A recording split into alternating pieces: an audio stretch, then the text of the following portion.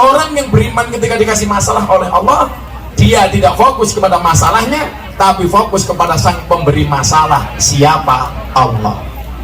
Masjid ini menjadi fasilitas supaya kita lebih dekat dengan Allah. Mudah-mudahan PMI tidak hanya bisa membelinya, tapi juga bertanggung jawab memakmurkannya. Amin.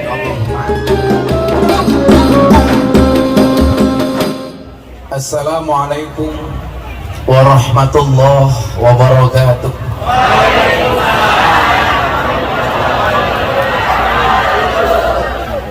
Alhamdulillahil qail. A'udzu billahi samil alim minasyaitonir rajim. Inna rahmatallahi qaribum minal muhsinin. Wa qala aidan innallaha yuhibbul muhsinin.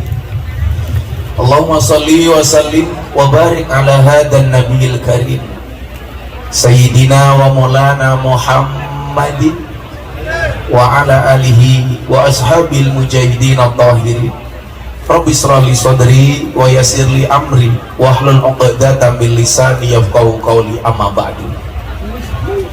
Hadratal muhtaramin, para masyayikh, para kiai, para alim, segenap jajaran Tanfidiyah dan Syuriah, pengurus cabang istimewa Nahdlatul Ulama Taiwan, beserta para tokoh yang hadir yang saya muliakan, para pejabat yang berkenan hadir dari KDI yang saya hormati, segenap panitia penyelenggara peresmian Masjid An-Nur yang mudah-mudahan Allah ridho karenanya, dan Bapak Ibu, saudara-saudara sekalian, warga PMI yang berbahagia. Ada gajah makan semangka. Kembali berjumpa dengan Gus Miftah, Presiden para pendosa.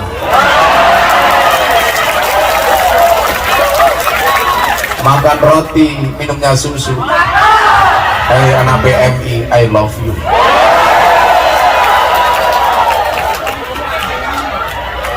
Gus Miftah, I love you. Bila dukun mampu membunuh tanpa menyentuh, yakinlah Gus Miftah mampu membuatmu rindu tanpa harus bertemu.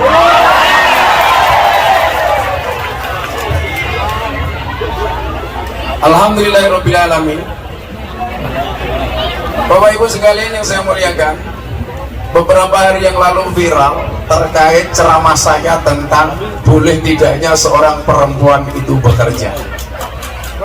Foto saya, video saya dipotong, kemudian masuk di media sosial, di TikTok terutama, ramenya minta ampun. Saya dihujat, katanya Gus Miftah melarang perempuan bekerja. Yakinlah itu video hanya potongan dan editan.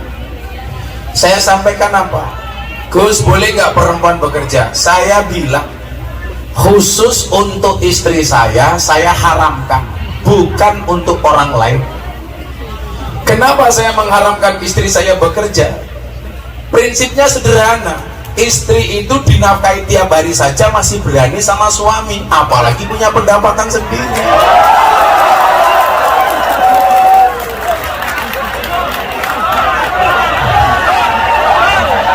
Apa yang saya jadikan dasar kenapa saya melarang istri saya bekerja? Nabi Muhammad SAW itu membagi tugas antara Sayyidina Ali dengan Siti Fatimah Az-Zahra. Bagaimana pembagian tugasnya? Qada Rasulullah SAW ala ibnatihi Fatimah bi khidmatil bait wa qada Ali bima kana kharijan minal bait. Siti Fatimah mengurus urusan dalam rumah, sementara Sayyidina Ali mengurus urusan di luar rumah. Tapi ini gak ada larangan para perempuan bekerja. Maka saya katakan, namanya hukum itu bisa diperlakukan suami kepada istri. Kenapa? Karena laki-laki itu imam.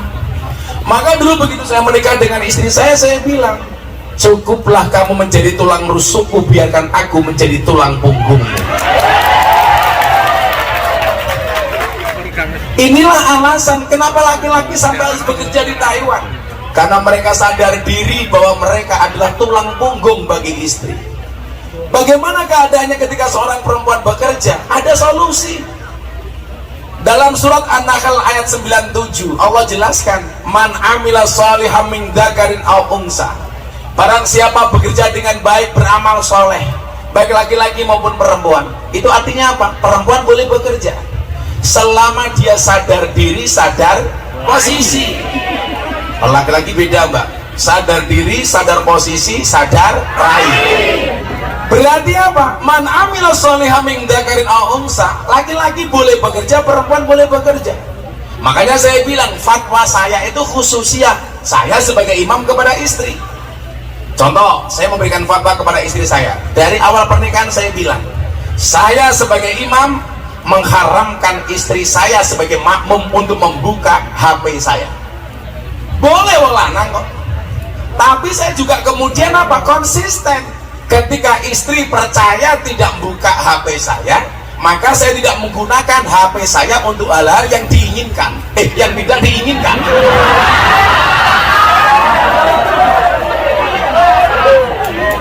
Kalau An-Nahl ini sebagai patokan, berarti perempuan boleh untuk bekerja, nggak ada masalah. Selama kamu sadar posisimu sebagai seorang perempuan.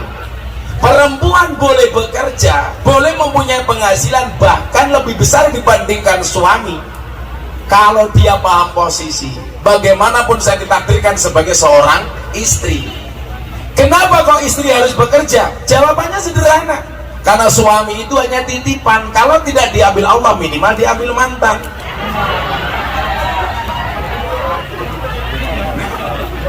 Karena memang apa? Derajat laki-laki itu bekerja, mas. Wa quli amalu fasayarallahu amalakum rasuluhu wal mu'minun. Wong lanang kerja, maka Allah akan melihat pekerjaanmu, maka Allah akan memperhatikanmu.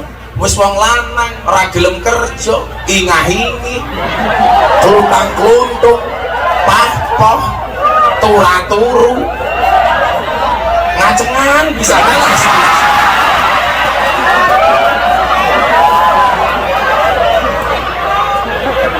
Kerja semampu mungkin. Maka kita diingatkan oleh Nabi Daud. Nabi Daud itu nabi yang kaya, mas. Dia itu bapaknya Nabi Sulaiman. Kemudian Sulaiman menjelma sebagai nabi terkaya. Sampai kunci gudangnya Sulaiman itu hanya mampu diangkut oleh 90 kuda terbaik. Saking banyaknya gudangnya Sulaiman. Tapi yang perlu Anda tahu apa? Kunci gembok bukan gembok kuncinya itu nggak mampu diangkat 90 kuda terbaik. Nabi Sulaiman itu saking kayanya, Ratu Bilqis mau nyuap emas berlian ditolak. Tapi sebaliknya, ketika dikasih ucapan terima kasih sama semut atas tidak diinjaknya semut oleh Nabi Sulaiman, diterima sama Sulaiman. Yang pengen saya sampaikan bukan itu. Beliau duduk di depan masjid setelah sholat zuhur bersama orang miskin. Beliau katakan apa? Miskinun yujalisu miskinan. Orang miskin duduk dengan orang miskin. Orang miskin ini bertanya, Sulaiman, Anda itu raja, kaya. Kenapa Anda mengatakan orang miskin duduk dengan orang miskin? Apa jawaban Sulaiman? Saya tidak pernah makan uang kerajaan. Saya tidak pernah makan uang negara. Dan saya hanya makan dari hasil jerih payah tangan saya sendiri. Demikian juga Nabi Daud. Wa inna nabiyya Daud alaihissalam kana ya'kulu wa yasrabu bi amaliyati. Dia hanya mau makan dan minum, tidak mau mengambil harta kerajaan, tetapi dia bekerja dengan tangannya sendiri. Maka saya bilang apa? Boleh orang itu jadi pejabat, syaratnya satu bagi saya. Kaya dulu jadi pejabat itu jauh lebih keren daripada jadi pejabat baru kaya. Ini besok jadi saksi. Tangan kamu yang berkapal itu akan jadi saksi. Oh, tanggung jawab sebagai seorang laki-laki. Dikatakan qawwam. Qawwam itu tidak hanya imam, mas. Qawwam itu artinya bertanggung jawab, nafkah lahir dan batin. Banyak orang yang kelebihan lahir kurang batin gak bagus. Banyak orang yang dikasih nafkah batin gak ada lahir juga gak bagus. Berarti apa? Kehormatan seorang itu ya bekerja. Wa quli malu kerja. Itulah kemudian yang dicontohkan oleh Nabi. Usia 15 tahun dia sudah bekerja, mengembala kambing, mengembala ternak, kemudian dia menjadi pedagang. Kalau Anda lihat dalam catatan sejarah, Nabi Muhammad menjadi nabi itu hanya 23 tahun, usia 40 sampai 63 tahun. Berarti Nabi Muhammad menjadi pedagang berapa tahun? Usia 15 sampai 40 tahun. Nabi Muhammad menjadi pedagang 25 tahun. Maka sebenarnya idealnya sesuai suwene sampean neng Taiwan jangan lebih dari 25 tahun. Nabi Muhammad 25 tahun jadi pedagang, jadi pekerja. Artinya apa?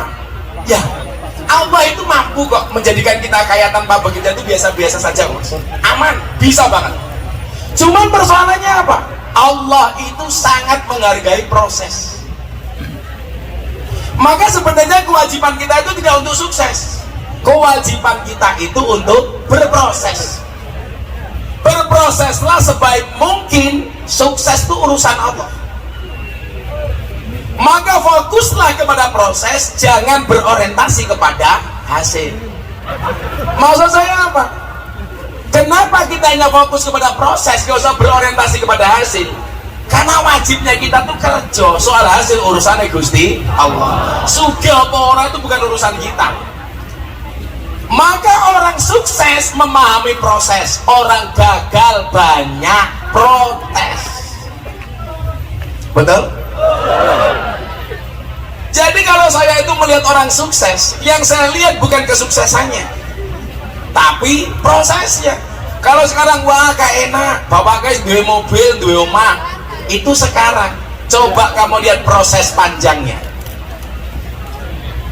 Maka supaya kita tidak stres di dalam bekerja, ada resep bahagia menurut Ibnu Athaillah As-Sakandari, penulis kitab Hikam, Shahihul Hikam.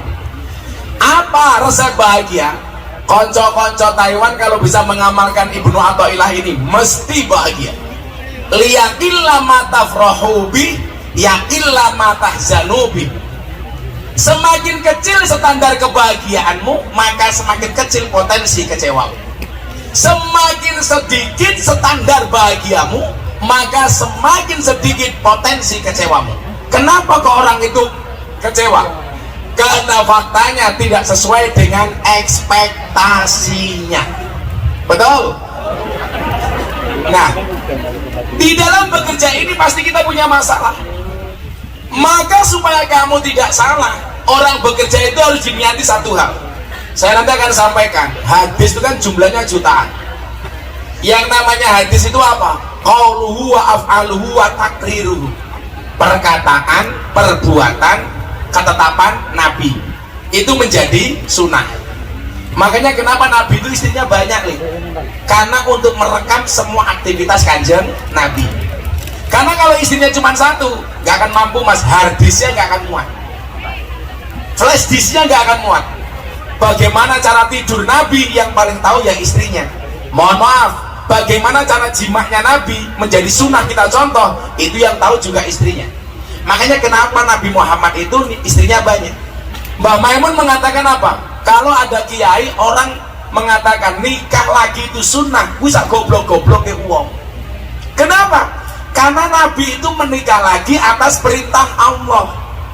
Lah Zainuddin sing merintah sopo? Ngombe meneh. Hadis yang jumlahnya jutaan itu nanti kita kaji. Menurut Imam Abu Dawud, ternyata fokusnya itu hanya kepada 4 hal.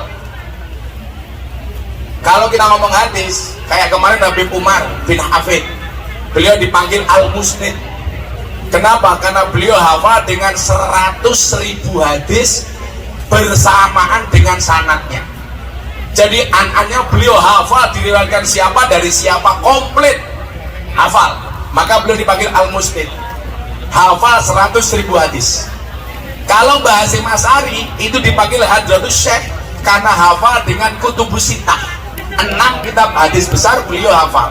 Di Indonesia yang hafal cuma 2. Satu Fatimah binti Maimun, makamnya di Gresik, Hadratus Syekhah karena perempuan, Fatimah binti Maimun. Kemudian yang kedua Hadratus Syekh Hasyim Asy'ari. Kalau Habib Umar 100.000 hadis. Panggilannya Al-Musnid. Kenapa? Karena hafal berikut dengan sanadnya. Nah, dari jutaan hadis itu, Mbak dan Mas, ternyata rangkumannya cuma 4 tok. Menurut Imam Abu Dawud, yang pertama, innamal a'malu binniyat wa innamal likulli imri'in ma nawa. 1. Yang kedua, min husnil islamil mar'i tarkuhu ma la yaknihi. Yang ketiga, al haramu bayyinun, al halalu bayyinun, wal haramu bayyinun. Yang keempat, innallaha thayyibun la yaqbalu illa thayyiban. 4 hal ini akan saya sampaikan secara seksama dan dalam tempo yang sesingkat-singkatnya. Panas banget ya. Ayo selawatan di saya. Pakai selawat ya.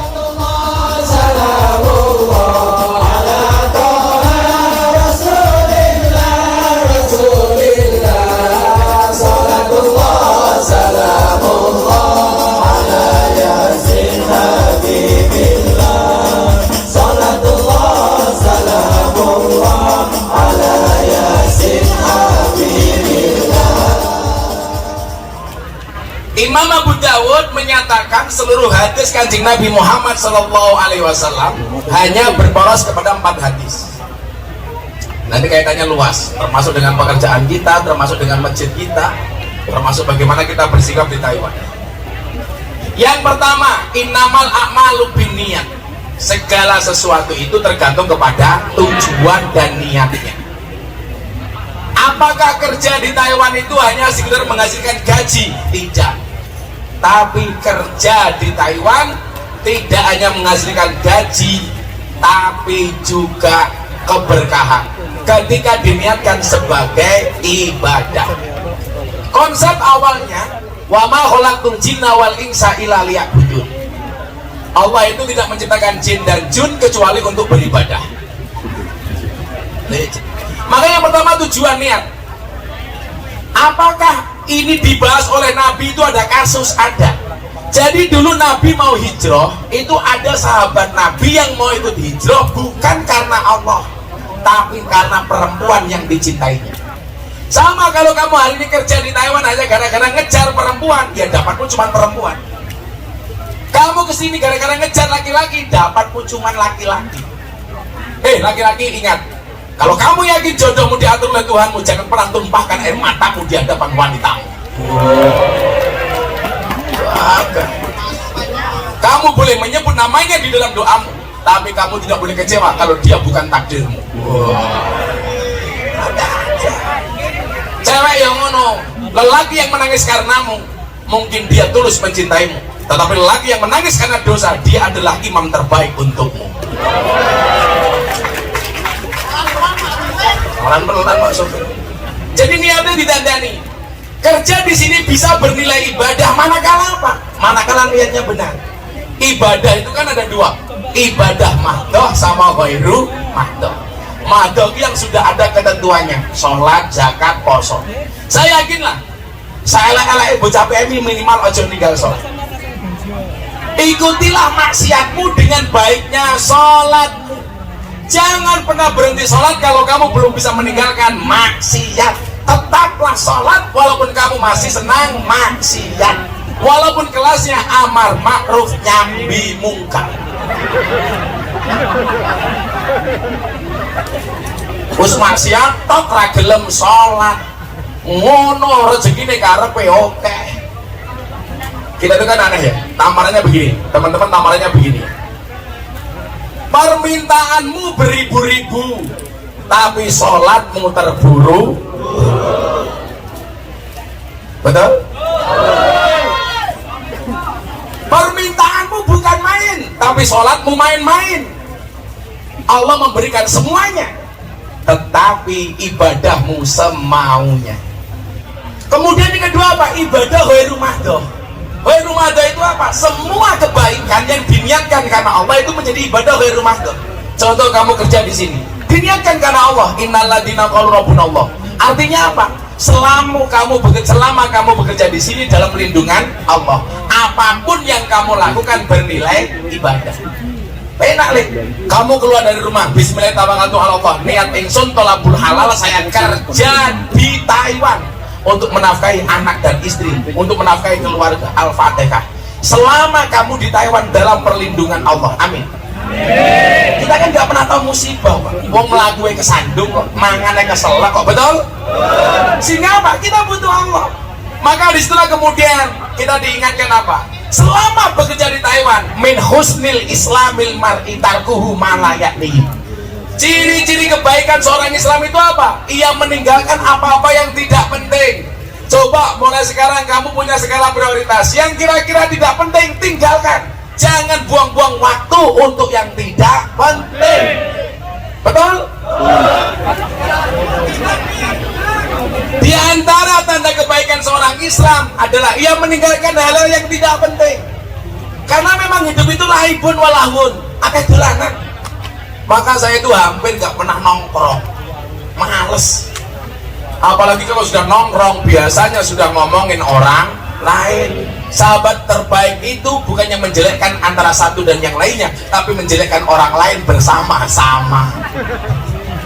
Modelnya saya ingin menungguin. Wong iya teko. Saya bilang apa nih? Rumah nontonan yuk. Jangan suka jahat sama orang. Nanti kalau dia membalasmu dengan kebaikan, kamu malunya sampai akhirat. Kalau orang berbuat jahat dibalas jahat itu biasa. Yang menjadi masalah kejahatanmu dibalas dengan kebaikan. Isen sampai akhirat. Bila kan Nabi kan seneng dielek-elek, berarti dia hebat. Berhentilah membicarakan aib orang lain. Kenapa? Karena kamu juga punya aib, sedangkan orang lain juga punya mulut. Makanya kalau saya itu begini, ini dongo sing bola-bali tak atur gini. Tolong wajaran kalau malam. Satu, ya Allah ya Rob, ampunilah dosa-dosa saya. Yang kedua, ya Allah ya Rob, ampunilah dosa bapak ibu saya. Yang ketiga, ya Allah ya Rob, ampunilah dosa semua orang yang mencintai saya. Yang ketiga, yang keempat, ya Allah ya Rob, ampunilah dosa semua orang yang membenci saya. Makanya saya itu belas gak pernah punya rasa benci kepada siapa. Buktekno, gue kok misuhi aku kaya apa, aku ora bakal nesu. Paling cangkemmu dunen.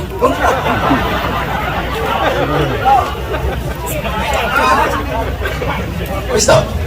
Kalau ada orang datang ke pondok, Gus saya ditipu, saya mengucapkan apa? Alhamdulillah. Lebih baik kamu ditipu daripada kamu menipu. Gus saya dibohongi, alhamdulillah. Itu keren daripada kamu bohong. Daripada kamu membohongi. Gus saya jadi korban, lebih bagus daripada kamu jadi tersangka. Makanya saya itu punya ajudan di rumah 3 nih. Kopassus 1, Brimob 2. Ini gantian ngawal saya ngaji 24 jam. Yang sakit semuanya ajudan saya gantian. Alhamdulillah saya gak pernah sakit. Kenapa? Karena hati saya bebas dari rasa sakit. Hati bahagia adalah obat. Digawe seneng lain dong. Apa prinsip saya? Jalani apa yang kau cintai, cintai apa yang kau jalani. Jadi santai le. Arti elek-elek karo wong. Wong arep ngelek-ngelek kaya ngapa lah Allah ngersake dhuwur tetap dhuwur.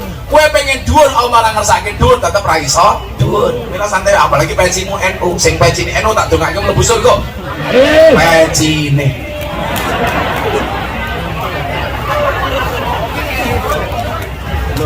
Saya yakin uang yang kamu dapatkan dari banting tulangmu, peras keringatmu, siang jadi malam, malam jadi siang, apalagi di daerah sini rata-rata pabrik lanang kabeh.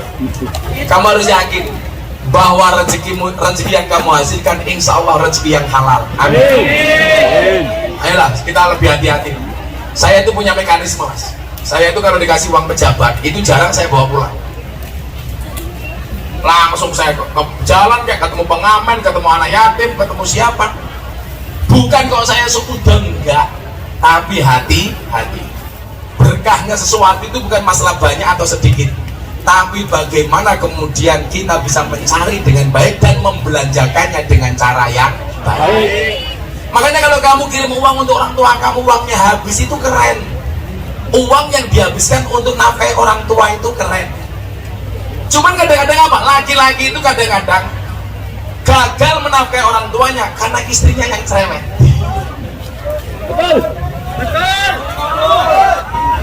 Saya bilang sama istri saya, nanti uangnya banyak Mbak, gak masalah, uang itu habis untuk nafkah orang tua itu keren.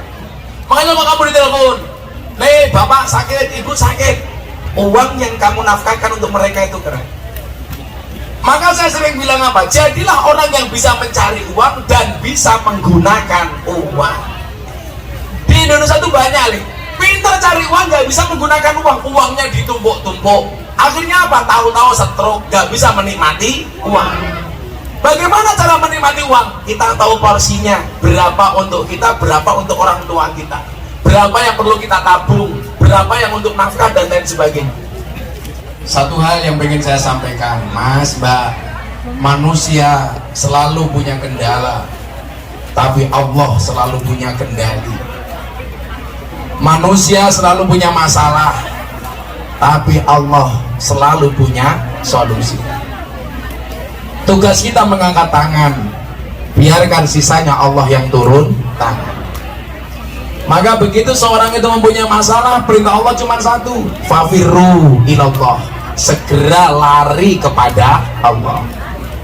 Jangan pernah lari kepada makhluk, tapi larilah kepada Allah. Lah untuk mensuasanakan hati ini supaya mau lari dengan Allah, kita tuh butuh fasilitas, butuh sarana. Dan hari ini kita sudah punya fasilitas, yaitu masjid. Maka jadikan masjid ini apa? Satu tempat untuk memfasilitasi kesalehan kita, fasilitas untuk kita menjadi baik.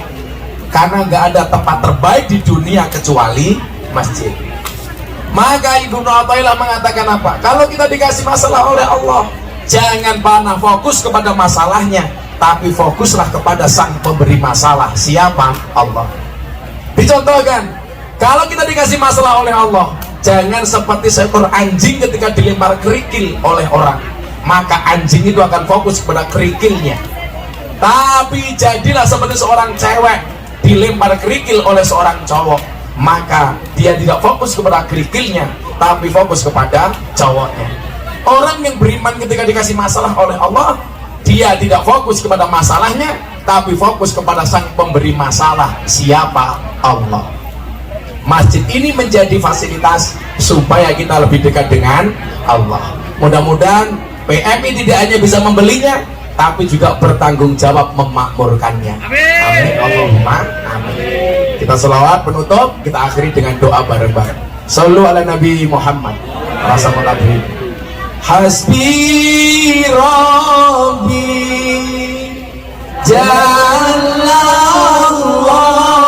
Jallallah ma fi qalbi ghairullah Nur Muhammad sallallahu la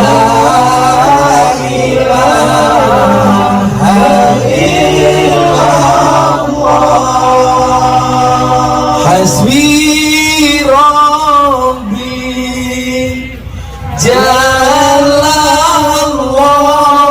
Jallallah ma fi qalbi ghairullah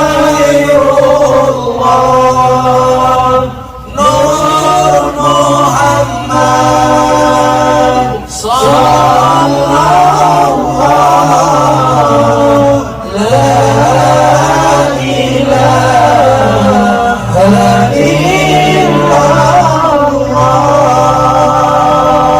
Hasbi Rabbi Jallallah ma fi qalbi ghairullah Nur Muhammad sallallahu la